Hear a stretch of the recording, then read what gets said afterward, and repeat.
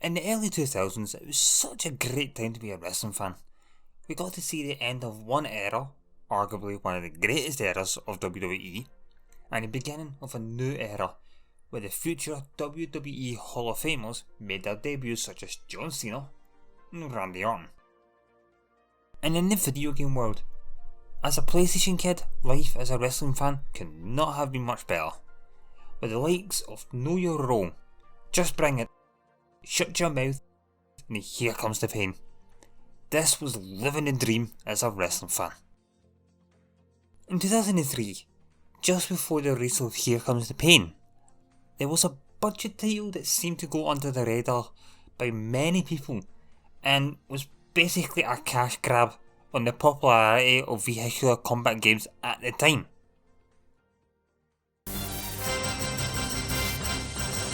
Welcome to the landscape of television now that WWE owner Mr. McMahon controls all the networks. Now you can see his WWE superstars in all your favorite TV shows and commercials. And though the critics continue to protest, you can't argue with success.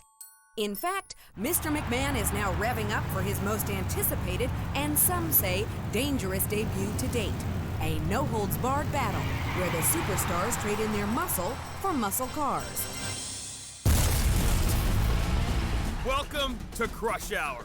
Thanks to our sponsor, Mr. McMahon. Tonight, you will witness WWE superstars battling for survival behind the wheel.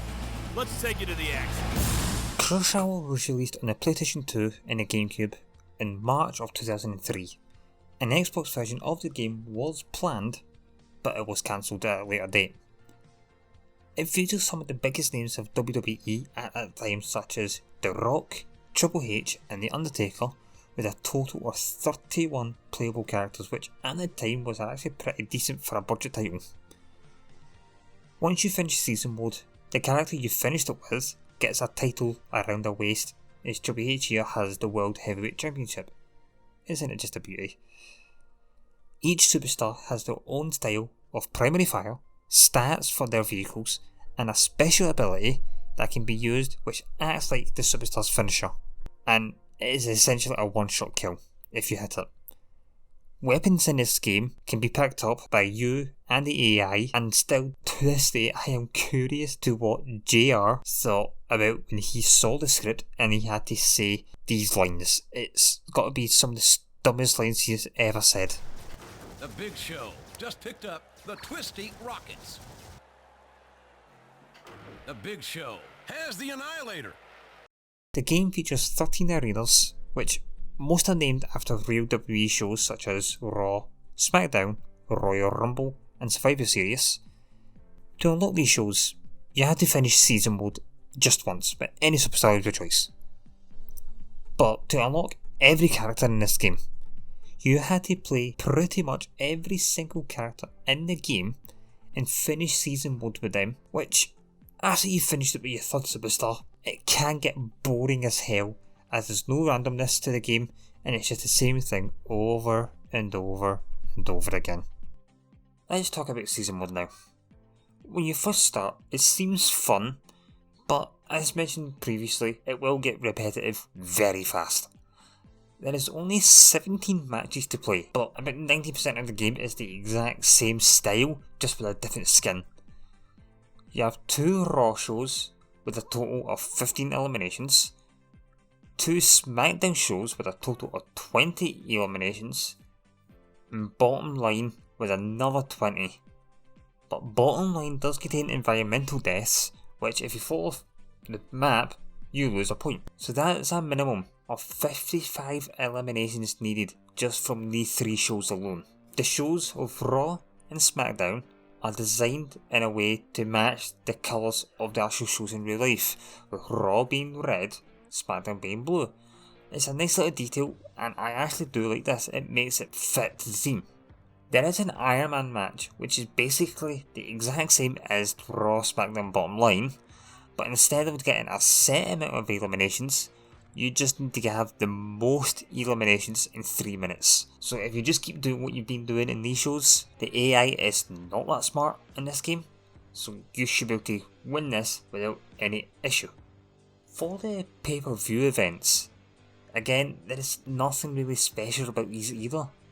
Hell in a Cell, it's your typical Raw and SmackDown show where you have to get a set number of eliminations, but instead of just starting a free battle everywhere, you start in a small room where all doors closed, and the only way to get out is once everyone's eliminated, the doors open, and the game turns back straight into your typical Raw SmackDown show, and it's again very easy to win. There is 2 modes in this game in which you have to collect stars, and these are Lumberjack Match and Running the Gauntlet.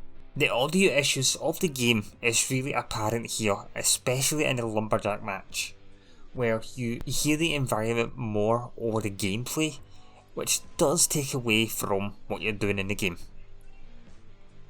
Running the Gauntlet is one of the most annoying matches in this game, as anytime you die, either from falling off the map or another superstar killing you, you lose a point, and you need 10 stars to win. The environment hazards are everywhere, and it's so goddamn easy to fall off, especially with superstars with very poor handling of the vehicles. It's probably the second hardest match in the entire game, and you can complete it within 5 minutes. It says it all really. The hardcore match is what many would consider the hardest match of them all in this game. You need to hold the title for a full 30 seconds. However, the moment you collect that title, everybody else in this match will only ever attack you. For beginners, this might be a challenge. However, once you get used to the game, just driving around in circles is the easiest way to win. And it can be done the moment you get the title, and if done correctly, you can end the match within 3 minutes. And this is the hardest game mode in the entire game, in which you complete in 3 minutes. The cage match, unlike real WWE, you do not climb over the top of the cage or exit through a door. No. Instead, you need to defeat everybody inside the cage. A contract will spawn in the centre of the ring, and the moment you click that contract, everybody else that you have eliminated are outside the cage. Click that contract, the cage raises, and the moment you click it, everybody will attack you again. You need to deliver this contract to a set destination.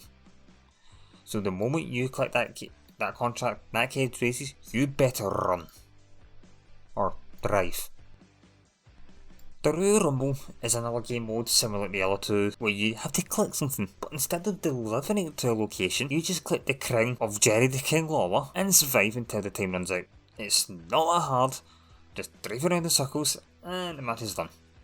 It is advised that as you're driving around, collect all the weapons you can, because there's a chance you may have to fight someone, but very rare. Survivor Series is a tag team match in which you are paired with a random partner, and superstar is determined by which character you are playing at that time. Destroying both superstars will win the match. So again, it's basically just like every other match in the game, except with a new name. It sounds more like a FIFA game at this point. This game also does feature a Battle Royale mode, in which you just need to outlive 11 other superstars and dodging 2 trains. The positive of this Battle Royale mode over that other Battle Royale mode is that the moment you start shooting at someone, the Empire State Building will not be built right in front of your eyes in 3 seconds. Again, it's another easy mode, just drive around fighting every so often and it's an easy one. If you're still here after sitting through the same game modes and over again, congrats! You have made it to the second last match, King of the Ring. It's basically another Battle Royale mode, but in a 1v1 sense. Just eliminate 11 superstars and you win. The AI here are a lot more aggressive than any other game mode, so they will attack more. But again, they're AI in this game, so it's simple to beat. As the Big Show. If you get that ramming power and use turbo boost, you can one-shot most cars, and if not one shot, you take at least 90% of their life down. Big Show in this game is just a little OP. Now we have made it to the final showdown. You versus Mr. McMahon. It's a simple 1v1 mode, just like King of the Ring, but Vincey Boy here has 2 lives, and you still only have the 1. Ramming the power as the Big Show can destroy 1 life already, but if you don't use that ability and you just shoot him with weapons and everything, you should have your special ability by the time you get to his 2nd life, in which hit him with this ability, match is over. It's, for the final boss, he's easy to defeat. You may think this is just match after match, but there is 3 adverts in the game after every 5 matches. The first one is everyone's favourite cook, Kane. Prefers. Hey, that's dynamite! Oh, Kane, I don't think that's... Edge is selling products to have a PP smile. As a kid, I was confused as hell what the hell this means, and to this day, as an adult, I am still confused at what the hell is going on. Oh, Madonna. Happy PP smile. The third and final advert you see is from Trish Stratus and Stacy Keibler. Representing their tribes in the grueling challenge, getting a fire start. Oh, baby! Stacy is definitely getting hot over here. Trish, with those good old jiggle physics in action here, they beat up Jonathan Cole. Ow! Hey! IMC with that hand! Oh, no! Not my non-threatening good looks! Now back to the... And with that, we have come to the end of a look back of WWE Crush Hour. Overall, it's not a bad game per se. I've played so much worse games than this. But for its time, in 2003, when I was younger, it was really fun to play. The graphics have not aged well at all, and neither has the audio, but this was a PlayStation 2 game, so can't complain. But the memories from playing this game has lived on. Would I recommend this game today? For the younger wrestling fans? Maybe.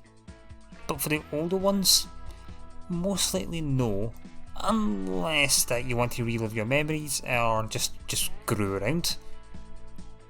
Hope you enjoyed this look back. And there will be more in the future of other games from PS2, PS3, PS1 and all over the place. Feel free to like and subscribe. And if you like to watch games live with me, then follow me on Twitch at twitch.tv/EddyAddictsClassman. Till next time, I'm out.